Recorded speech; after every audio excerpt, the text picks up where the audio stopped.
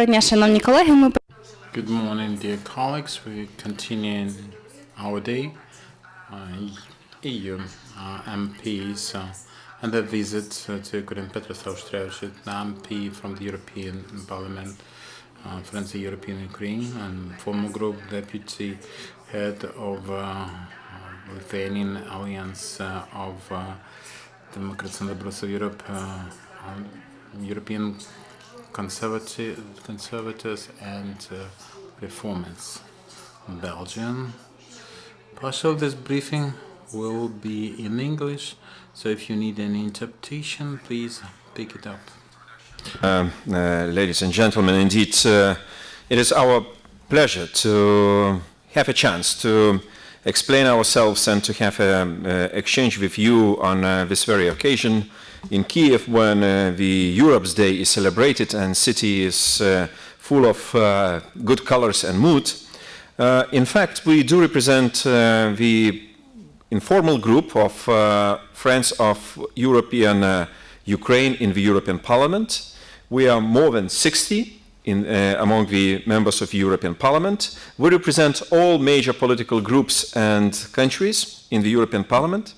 And this visit to Ukraine is about showing and extending our solidarity and trying to understand probably the most urgent issues and situation which exist in Ukraine. So we're not about to go on parades only. We want to see even sectors and regions which are really under very heavy pressure. I tell you that we had excellent meetings in Kiev with the leadership of this country. So we went to Dnipropetrovsk, and then from Dnipropetrovsk we visited Mariupol and Shirokino. We saw things which usually probably remain out of picture. And this is important because life in Ukraine is very two-sided. You have bigger cities, you have normal life on the streets. At the same time, war is going on, military operations are still on.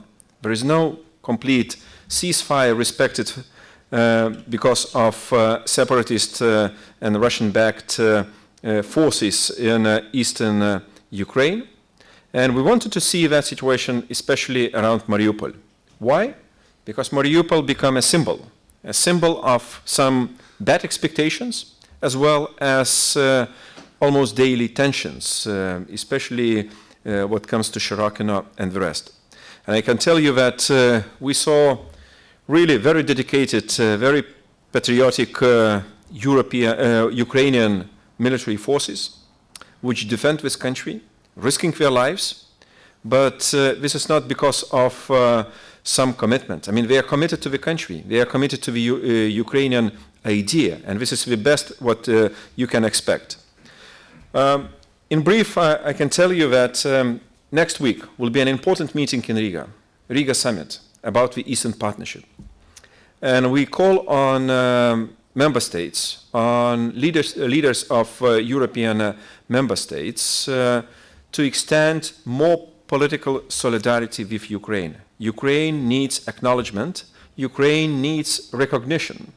Because Ukraine is not just under the economic crisis, it's under all painful, heavy burden which comes because of the military aggression from the Russian Federation. So that's why we call on the government to extend visa liberalization and visa abolition agreement as soon as possible. We know it's technically sometimes time-taking, but we expect that this year might be a year when visas might be gradually abolished for Ukrainian citizens, as long as Ukraine performs accordingly what comes to visa liberalization commitments. And finally, European Union is in a different stage of relations with Russia. They are different from 2 years ago. And we are in favor of dialogue with Russia, but we are in favor of keeping very strong principles. Principle of values, commitments, respect of international borders, and as long as Russia is a party which annexed Crimea and keeps financing and supplying separatist and as well own forces to eastern Ukraine, that dialogue might be very conditional. And we expect that this principle and no revision of sanctions will remain in June, because we see any reasons to believe that things have changed. And with this in mind, our message to Ukrainian people is that European solidarity is in place. Of course, Ukrainians have to do own job, but nevertheless, once we are together, we are much stronger, and I hope it will stay as it is. Thank you. Well, I won't repeat what Petras has said. I can't agree more with what he has said right now. He is a member of the European Parliament from one of the Baltic states who has experienced Soviet occupation. I am from the other side of Europe, close to the North Sea, and a member of a country, one of the founding fathers of the European Union. And I wanted to give the signal that also in the rest of Europe, in Western Europe, you can count on a lot of solidarity. Indeed, this voyage, as the other trips before were very, very useful for our work. As Petras said, it is important to be on the ground, not only to be in contact with leaders, locally or nationally, but also with the people. We had a great debate and conversation, for instance, with the students in Mariupol, to debate with them about the principles and about the advantages of being part of the European family. It was important, I think, to address them, to go in debate with them. We met with volunteers who give aid to, are helping IDPs, who are helping people who are in need. And the needs are great. In the region we visited, the humanitarian crisis is there. And this is one of the messages I think also we will bring home to Brussels, to the European institutions, that more should be done in a coordinated way to help the people who are suffering. As well as Petras, as myself, we witnessed a revolution here around Maidan Square and the other streets of Kiev. We were here several times and we were witnesses of a revolution that took over the country. But the real revolution still has to come. And unfortunately, this is not a revolution that will happen overnight from one day to another. It will take time, and the reforms are underway. Much has been done. Much still has to be done.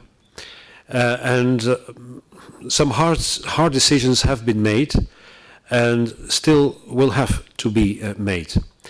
And there, we have seen that some of these decisions are hard for people. They affect people's lives.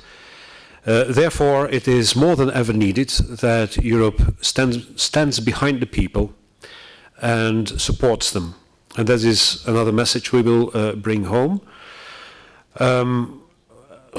We have seen with our own eyes that the tensions near Mariupol, 10 minutes driving from Mariupol towards Shirokine, are still there, that the ceasefire is being violated regularly, on a regular basis.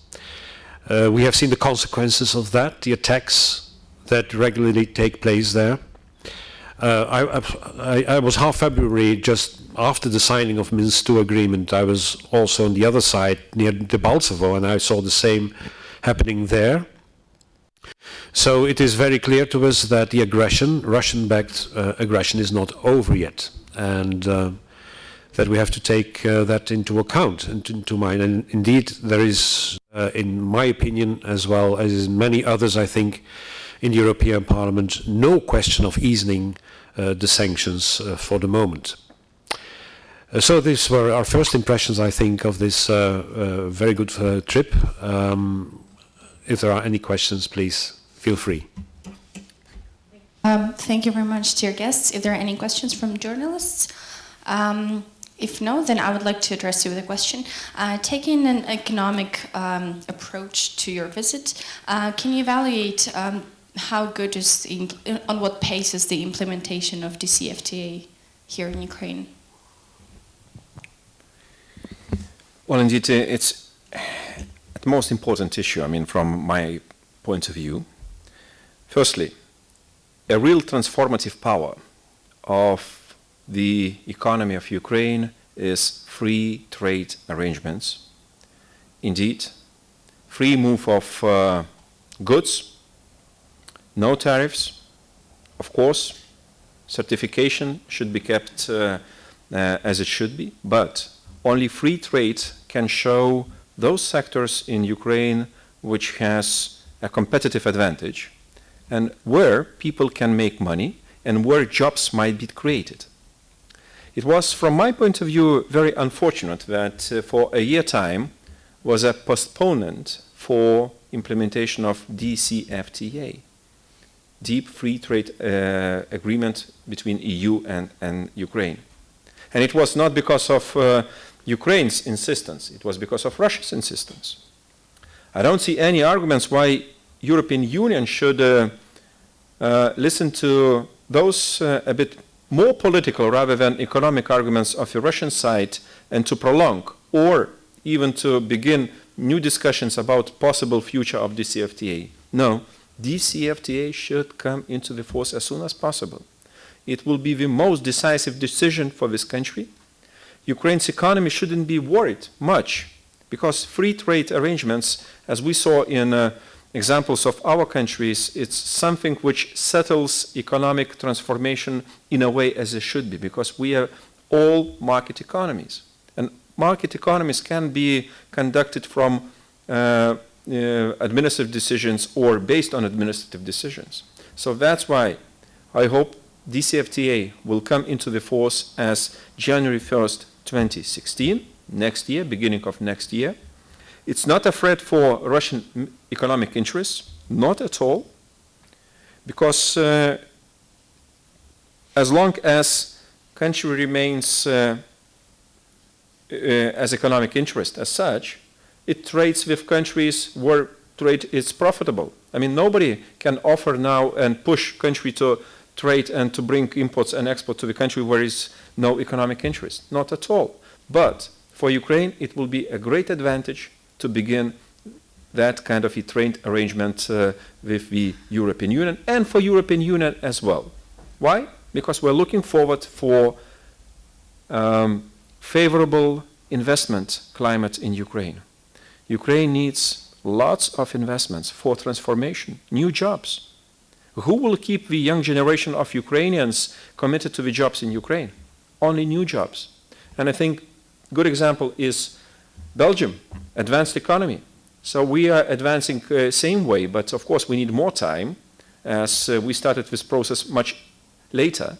But Belgium, look at Belgium. I mean, it's squeezed between bigger countries, bigger markets. But if you look at the Belgian economy, it has own advantages. And it's favorable for investments. And you see lots of international companies settled, European companies settled in Belgium. Although the costs, labor costs are very high, but they are competitive because they developed in this way. Mark. Yes, I couldn't agree more. We need a good climate for investments. That's what Petras has explained. Of course, we need safety as well. We need a solution for the aggression, because only then you can boost investment, and in boosting investment means boosting economy, jobs, social welfare. Your social welfare is built on a strong basis, a strong economy. Thank you very much. Прошу, будь ласка. The question will be in Ukrainian. Please put your headsets on. 112 TV channel of Ukraine. What do you think about the state of play with Ukrainian reforms currently? Are they moving in the right direction? Are they effective?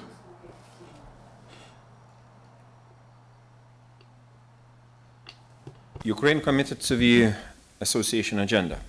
An association agenda of a new quality, as Ukraine signed, is almost pre-accession agenda. I mean, never before countries were asked, to do such a heavy work before even being given the candidate status of the European Union. A lot to do. Each sector is very clearly presented, what have to be achieved. Above all, we know, fight against corruption, decentralization of the country, because that's a will of political will of a new government, and probably a need, security need, as well as major things which have to change probably attitudes from political sources to people. I mean, democracy is based on grassroots approach, bottom up, not vice versa. Indeed, Ukraine is facing three major challenges. Annexation of Crimea, lost a lot of important territorial element, economy, a war, a crisis, and economic crisis. To combine, in combination, these factors, they really overburden the government with some extra efforts. But if you see things which already been implemented, we applaud them, good. Some things might be done more. We will check it, we will monitor, we will ask for performance, because believe me, any government of associated countries which comes to the Brussels and has nothing to say positive and in content will be not received with appreciation. So that's why it's important for the government to have real deeds. But I have to mention one important thing. I believe Ukraine reports too little positive about itself. Too little. We meet sometimes officials one by one, and they have many things to tell. I do this and that. My ministry, like ministers, they say, well, we do this. But we don't have this in public. What we hear about problems. Ukrainian government, Ukrainian institutions have to learn how to bring this information of reforms to the population and to explain reforms to the population. Because reforms should go hand in hand with public support. Otherwise, it will be politically impossible to implement these reforms which were not implemented for 20 years. You imagine this? We've been under integration for almost, I would say, to count rightly, 12 years. 12 years. Now you have to do it in a period of time of 1, 2, 3 years. You are squeezed, indeed. It's a potential of dissatisfaction. So the government should inform properly, consult people, and explain. That's my point of view. Okay. Thank you very much. I have more questions. Just yesterday we had here a Russian MP. His name is Ilya Ponomarev. He was the only Russian MP who voted against annexation of Crimea. And what he said, that the sanctions, the economic sanctions, and also the personal sanctions, they don't work as well as they should. And he said that both US and European sanctions are tailored in a very neat way, not to harm both sides a lot. Shall we expect any more sanctions from the EU, or shall we expect abandoning of sanctions in the nearest future? I surely don't hope we abandon the sanctions. First step to be made is in June, where the state leaders will decide upon the extension of the current sanctions. So this is not already a battle we have won, so we have to win that battle first. I'm very confident we will. As I mentioned a few minutes ago, in my eyes there's no question of easing any sanctions now. As to me, my personal opinion is yes, we should tighten them, because the longer this is going on, you know, they will just go on as they used to before. If they have not learned the lesson, then we should look to ways to strengthen them. Absolutely, that's my personal opinion. Indeed, completely agree. I disagree with the notion that economic sanctions are not really have an impact on Kremlin. Yes, it does, and very much. Look what keeps Russian economy down. And I'm not against Russian people, but I'm against the Russian politics and policy line, which is dangerous to neighbors. And we have to react, and we have reacted in this way. Russians have no investments, no new technologies. They imposed self-sanctions on themselves, and it should be explained to the Russian people. That's not we from EU don't bring our products to Russian Federation. Russians keep the customs closed for us, and they try to do it in a selective way, bribing some countries and telling, well, if you will behave in a different way, you will get an access to our market. It's absolutely, not European way of behaving. They should look to the real cause of those sanctions rather to react to the rhetorics. We made it clear. Annexation of Crimea is unacceptable. A war against eastern Ukraine is unacceptable. Information war, which is at most dangerous instrument of new hybrid war, again, is something which we have to tackle with. So that's why I see no reason for easing sanctions. But if Russians really, Kremlin does not react, to all messages we try to give them, I hope Western countries will have enough strength and brave attitude to sit and to discuss even more. Because it's better to keep this aggression by sanctions rather by other means, which might be very extreme. Thank you very much. And the last question from me. With Russian aggression in mind and with the hectic situation in the Donbas region, namely with eastern borders of Ukraine, and upcoming summit in Riga, where there will be discussed the visa-free regime or visa liberalization regime for Ukrainians. Do you think it is possible to generally talk about having no visas for Ukrainians when one of the borders is obviously not protected? Well, in fact, politically, I am, as a liberal, I am for visa liberalization among countries. We have to need more contacts. Free people have to have free access to each other, talk, exchange, trade, meet, discuss. But some conditions have to be fulfilled, it's clear. Biometric passports, integrated information systems, checking everybody who enters your country, knowing exactly who came, who left. It's important. Have agreements, fight against criminals. Criminals do not recognize borders. But we, normal people, we have to make everything possible to make their life and activities as difficult as possible. So these criteria have to be fulfilled.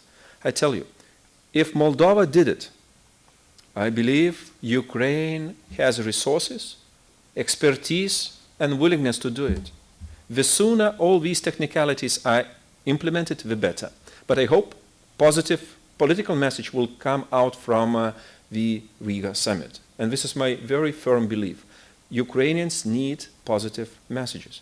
And Europe should understand this. Mark. Yes, well, I can't add anything more. Besides the, yes, what I like to add is that this message we have been bringing in the European Parliament and to our commissioners very clearly. Not only the ALDE group of Mr. Auštrevičius, also my group and other groups. This is a clear message that we have been bringing, and we will continue to do so, because indeed the people, especially young people, who stood on Maidan Square here with the European flag in their hands now need this one positive signal from the European Union, and we will continue to raise our voice for that. But of course, the technical matters have to be solved. There's no other way. But would you say Ukraine needs to strengthen the border, like the actual border? Like we should work against, you know, trying to reach the faraway border, or should we actually work on the new border that is there? You know, having the so-called DPR and LPR out of Ukraine, so we should strengthen like the new border. What would you say? Well, politically, I will say, as there is no old Ukraine, there is no new Ukraine. I mean, there is Ukraine, right? Crimea in, Donbass as a very part, Luhansk as a very part of Ukraine. Nobody talks about different borders.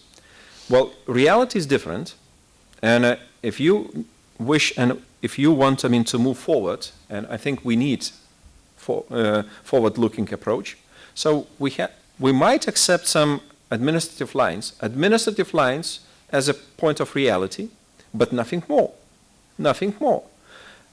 In Moldova, European Union made an agreement with one Moldova. Will be no two Moldovas. And Transnistria people were given a possibility by getting Moldova passports, go to EU. And 70,000 and more people in Transnistria did it. Why?